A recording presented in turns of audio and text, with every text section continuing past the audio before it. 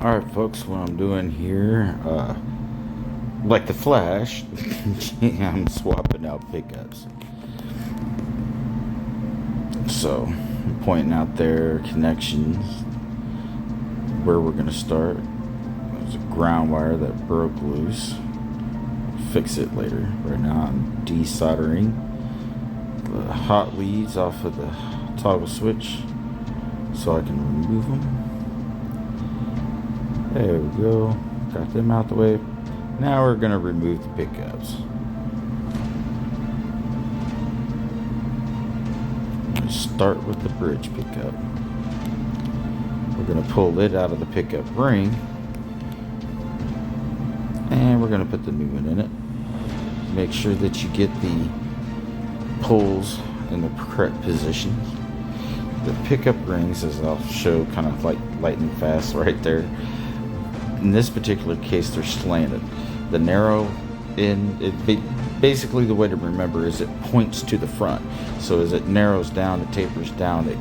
The tapered part, the thinner part, goes to the front. The bridge pickups, typically in this particular case, will be a little taller than the neck pickup ring will be. So that's why I do these one at a time, so I can get them put in the correct place, in the correct position, double check it, make sure that they're flipped the right direction. Then after I get all that done, I'll go ahead and install it. Run the wiring through. Right there I'm pointing out how you can kind of tell the difference between the wiring to know which one's which once you go to wire it up. In this case, the hot lead on the neck is white and the hot lead on the bridge is red, but I'll show you here in a minute. Oh yes, of course, obviously, always clean.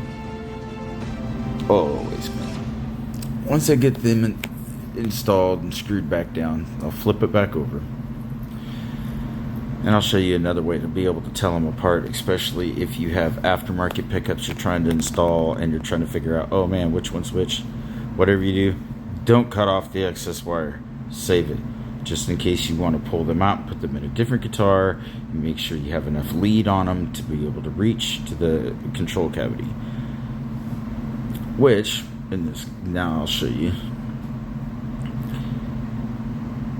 If you can't remember which one's which in this case with the colors, the short one is going to be your neck, and the long one's going to be your bridge. Right now I'm resoldering that ground wire back, which is the bridge ground wire. Get that soldered in place, give it a little tug, make sure it's on there solid. Now on this, I'm trying to show you, which you can't really see too well, but how to tell which side's which, to know which end of that switch to wire which pickup to.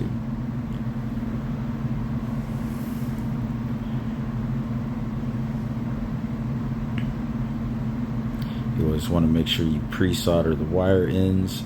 Make sure that helps ensure for a good connection when you solder them onto the surface of whatever you're soldering them to. You always want to pre-solder that. It's called tinning.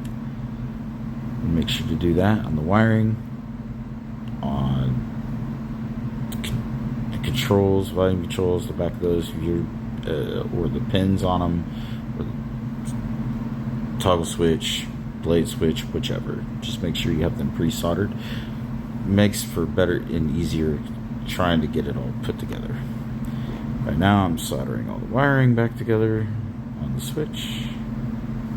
In this case I pulled the switch because it was a lot easier because of how tight that cavity was. I didn't want to run the risk of trying to solder that in, not get a good connection, or possibly melting into another wire with my soldering iron by accident with the body, so I pulled it.